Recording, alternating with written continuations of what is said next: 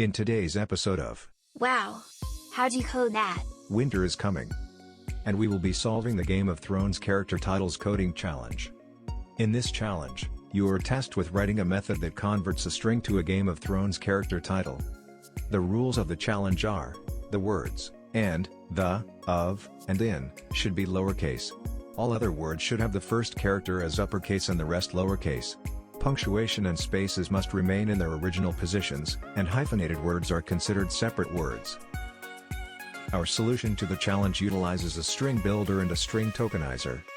First, we initialize our string builder to an empty string. We then initialize the string tokenizer to create tokens from our string, at each occurrence of a space.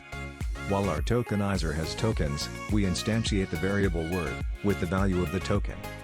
If the variable word contains a dash, we split the variable at the dash, resulting in multiple parts. For each part, we apply the rules of the challenge and append the results to our string builder variable, along with a dash. After the rules of the challenge have been applied to all parts, we remove the last dash from the string builder variable. If the variable word didn't contain a dash, we simply apply the rules of the challenge to the word and append the results to our string builder variable. Once our word has the rules of the challenge applied, we append a space and repeat the while loop. When the while loop completes, the string builder variable is converted to a string, trimmed, and returned to the caller. The rules of the challenge are contained within a single method that accepts a word. If the word is equal to and, the, of or in, irrespective of case, it is converted to lowercase. Otherwise, the word is converted to lowercase. A new variable is instantiated containing an uppercase first character.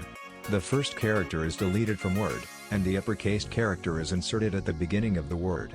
Lastly, the revised word is returned to the caller. If you like this video, remember to like and subscribe to this channel. Post your questions and comments below. If you have a better solution or ideas for a coding challenge, let's hear about it in the comments. Thanks for watching and we'll see you in the next episode of Wow!